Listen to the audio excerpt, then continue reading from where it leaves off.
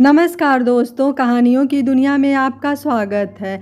यहाँ आपको रोज़ नई नई पारिवारिक और सामाजिक कहानियाँ सुनने को मिलेंगी।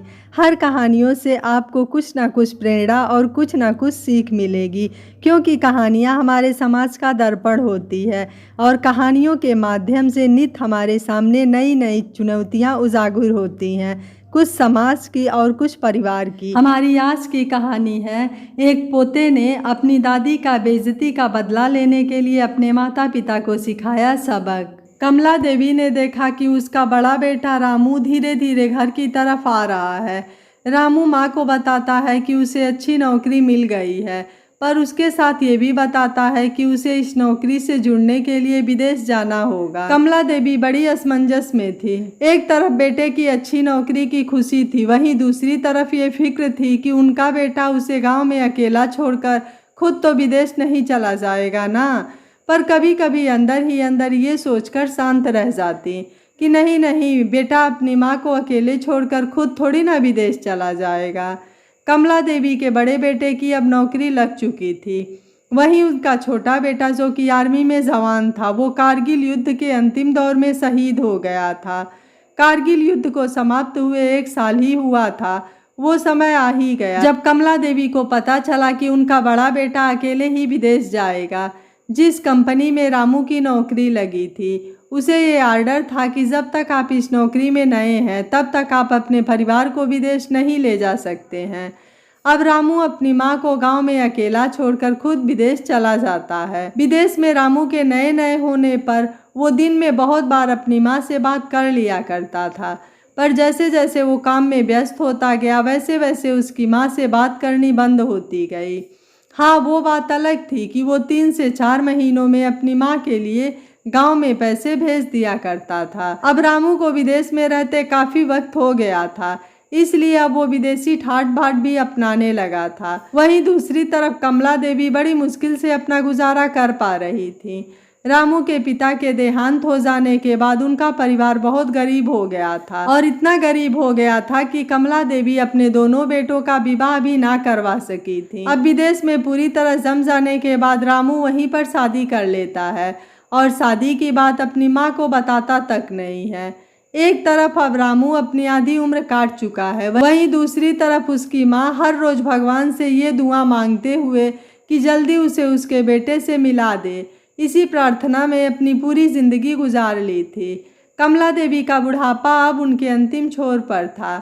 एक लंबे समय के बाद रामू वहीं अपने पुराने गांव के घर में अपनी माँ से मिलने आता है, पर इस बार वो अकेला नहीं बल्कि उसके साथ उसकी पत्नी और उसका 8 साल का बच्चा भी होता है। रामू के बेटे का नाम रोहित होता है।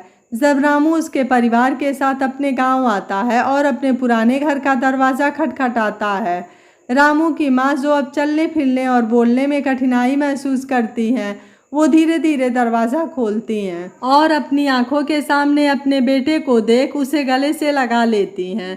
उस वक्त उनकी आंखों में खुशी के आंसू होते हैं। रामू अब अपनी पत्नी और अपने बेटे को अपनी माँ से मिलाता है, तो ये देखकर कमला देवी कुछ देर के लिए चुप रह जाती हैं। शायद ही कमला देवी ये चाहे कि उनका बेटा उनसे दूर होकर शादी करे।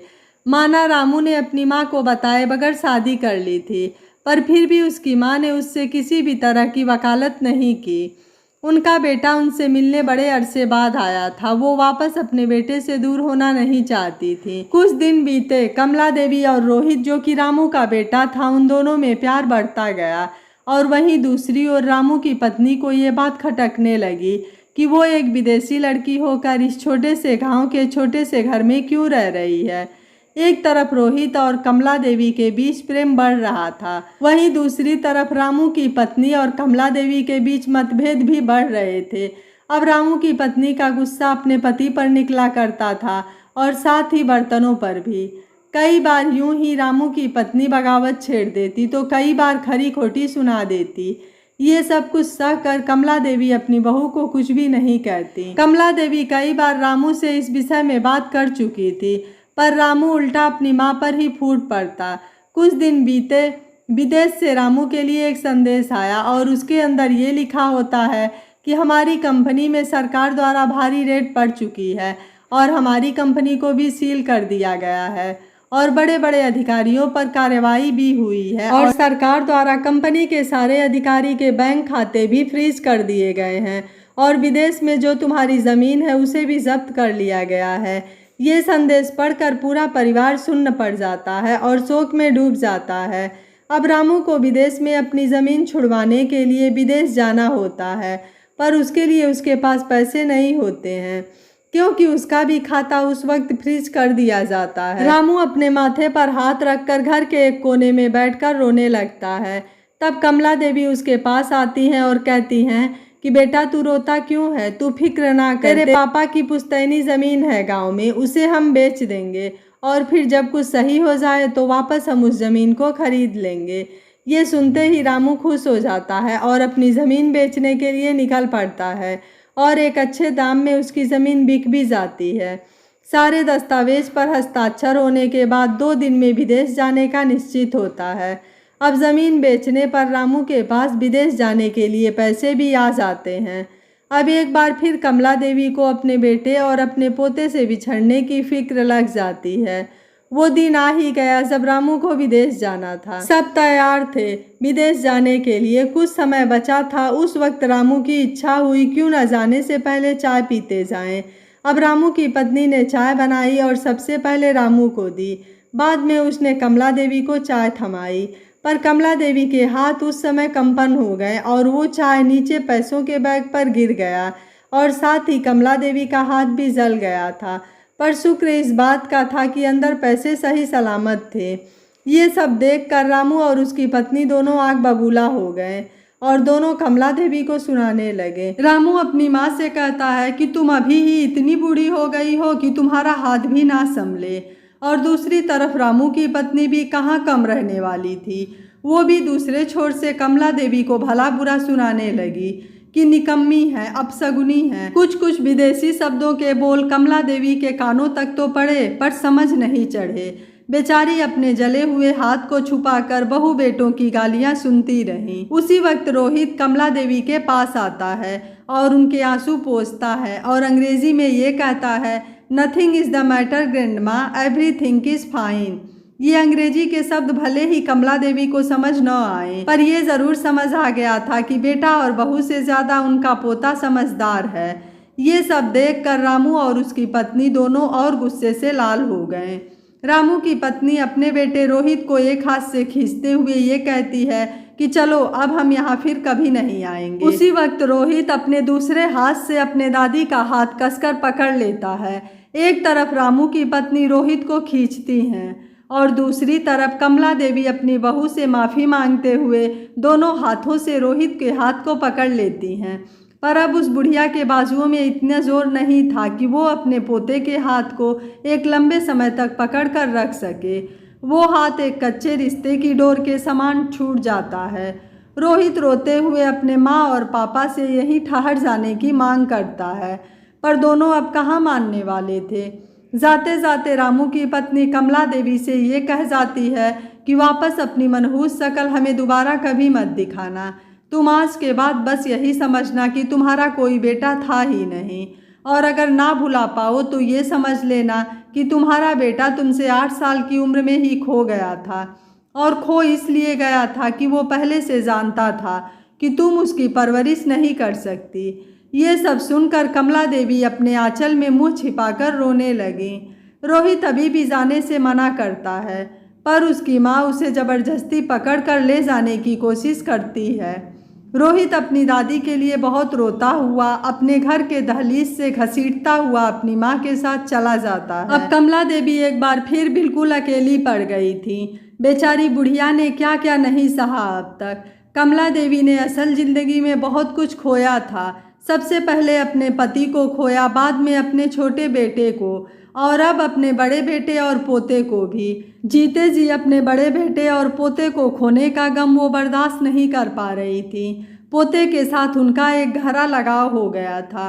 रामू और उसकी पत्नी और उसका बेटा तीनों हवाई अड्डे पर अपने विमान के उड़ान की प्रतीक्षा में थे। तभी रोहित अपनी माँ से कहता है कि मैं टॉयलेट जाकर आता हूँ, तो उसकी माँ कहती है कि रुको मैं आती हूँ तुम्हारे साथ। रोहित अपनी माँ को मना करते हुए कहता है कि नहीं, अब मैं बड़ा हो गया हूँ, मैं अकेले भी जा सकता हूँ, आपको आने की कोई ज़रूरत नहीं है, मैं 2 मिनट में वापस आ जाऊँगा। तब रामू और उसकी पत्नी दोनों उसे जाने की इजाज़त दे देते हैं और रोहित चला जाता है। कुछ देर बाद रोहित के वापस ना आने पर दोनों चिंता करने लगते हैं कि रोहित अब तक आया क्यों नहीं। दोनों अपने बेटे को लेकर बहुत चिंतित होते हैं। तभी वहाँ 12 से 13 साल का एक लड़का आता है और उसके हाथ में एक चिट्ठी होती है। वो चिट्ठी रामू की पत्नी को देता है और कहता है कि ये चिट्ठी किसी अनजान ने आपके लिए भेजी है। रोहित की माँ को ये शक होता है कि कोई उसके बेटे को उठा तो नहीं ले गया। माना रोहित एक होनहार और समझदार लड़का था, पर था तो सिर्फ 8 साल का ही ना। रोहित की माँ जल्दी से ये चिट्ठी खोलती है और पढ़ती है। दरअसल वो चिट्ठी उसके अपने बेटे रोहित ने ही लिखी थी। रोहित लिखता है कि माँ, अब तक आपने मुझे इतना बड़ा किया, उसके लिए मैं हमेशा आपका आभारी रहूँगा। मैं आपका ये एहसान मरते तलक भी नहीं भूलूँगा, क्योंकि मैं आप और पापा जैसा नहीं हूँ। पर अब पता नहीं क्यों मुझे ऐसा लगता है कि आप मेरी सगी माँ नहीं हो, क्योंकि अगर होती तो आप एक माँ को अपने बेटे से दूर कभी नहीं करती। अब तक जो हुआ वो बर्दाश्त कर चुका, पर अब और नहीं सह पाऊँगा। मेरा दम घुटने लगता है, बड़ी परेशानी सी होती है। मैं सब जानता हूँ माँ, जब से हम गाँव आए थे आप दादी को बड़ा परेशान करती, बड़े जुल्म करती, पर दादी कभी आपसे कुछ नहीं कहती। पापा भी आपको कुछ नहीं कहते थे और मैंने भी कभी कुछ नहीं कहा। इसका मतलब ये तो नहीं कि मैं अंधा हूँ माँ। आपने मुझे बताया था जब मैं 8 महीने का था तब बहुत बीमार हो गया था। उस वक्त आप कैसा महसूस कर रही थी, आज वही एहसास मेरी दादी को हो रहा होगा। मैं आपका बेटा रोहित ये कहता हूँ कि हो सके तो आप अपने बेटे को हमेशा के लिए भूल जाइए, और आज के बाद मेरा साया भी आप तक मैं नहीं आने दूँगा। तुम आज के बाद यही समझना कि तुम्हारा कोई बेटा था ही नहीं, और अगर नहीं भुला पाओ तो ये समझ लेना कि एक बेटा तो था, पर वो जब 8 महीने का था तो बहुत बीमार होने के कारण मर गया। और मर इसलिए गया क्योंकि वो जानता था कि उसकी माँ एक बेहतरीन तरीके से उसकी परवरिश नहीं कर सकती। यह पढ़कर रामू और उसकी पत्नी दोनों की आंखों में आंसू थे। वे समझ गए थे कि उन्होंने कितना गलत किया है अपनी माँ के साथ, और उनके बेटे के दिमाग पर इसका बहुत ही गहरा असर हुआ है। वे दौड़ते भागते हुए घर की तरफ पलटे। वह जैसे ही घर पहुँचे उन्होंने देखा कि पोता अपनी दादी के पास बैठा रो रहा था और उनसे कह रहा था, दादी, मैं आपको छोड़कर कहीं नहीं जाऊंगा, मैं आपके पास ही हमेशा के लिए रहूंगा। दादी माँ उसको समझाए जा रही थी, बेटा रोहित, तुम वापस चले जाओ, तुम्हें मेरी कसम है। रामू कितना परेशान हो रहा होगा तुम्हें लेकर। बेटा, जो तुम्हारे पिता ने मेरे साथ किया वही तुम उनके साथ कर रहे हो। मेरे दिल पर क्या गुजर रही है यह मुझसे पूछो। रोहित अपने दादी माँ की कसम सुनकर जैसे ही पीछे जाने के लिए मुड़ा तो अपने मम्मी पापा को खड़ा पाया। रामू और उसकी पत्नी दौड़कर अपने माँ के पैरों में गिरकर रोने लगे और कहने लगे, माँ, मुझे माफ़ कर दो, मैंने आपके साथ बहुत गलत किया। जब अपना बेटा खुद से दूर गया तब हमें बेटे से दूर जाने की अहमियत समझ में आई। मुझे माफ़ कर दो माँ, अब से ऐसी गलती कभी दोबारा नहीं करूँगा। मैं तुम्हें छोड़कर कहीं नहीं जाऊँगा, और जाऊँगा तो अपने साथ लेकर जाऊँगा। रोहित दौड़कर आकर अपनी दादी माँ से लिपट गया। कमला देवी ने अपने बेटे और बहू को माफ़ कर दिया। दोस्तों, जब हमारे बच्चे होते हैं तो हम उन्हें दुनिया जहान की खुशियाँ देना चाहते हैं, लेकिन हम यह भूल जाते हैं कि हमारे माता पिता ने भी हमारे लिए इन्हीं सारे मुश्किलों को उठाकर हमें सभी खुशियाँ देने का प्रयास किया है। माता पिता चाहे गरीब हो या अमीर हो, पर वह अपने बच्चों के लिए हमेशा अच्छा करने की ही कोशिश करते हैं। माता पिता धरती पर भगवान का रूप होते हैं, हमें उनकी इज्जत करनी चाहिए, उन्हें प्यार और सम्मान देना चाहिए। जब रामू को अपने बेटे से दूर जाने का हुआ तब उसे समझ में आ गया, लेकिन जब वह अपनी माँ के साथ इतना बुरा कर रहा था तो उसे समझ में नहीं आया। कहा जाता है, जब तक खुद पर नहीं बीतती है तब तक किसी को कष्ट नहीं पता चलता है। रोहित ने अपने माता पिता को बहुत ही अच्छा सबक सिखाया। यह कहानी आपको कैसी लगी, इसके बारे में आपकी क्या राय है, आप मुझे अपनी राय कमेंट बॉक्स में ज़रूर दीजिएगा। वीडियो पसंद आया है तो वीडियो को लाइक, शेयर एंड चैनल को सब्सक्राइब कर लीजिएगा। Thank you for watching. मिलते हैं अगली कहानी में।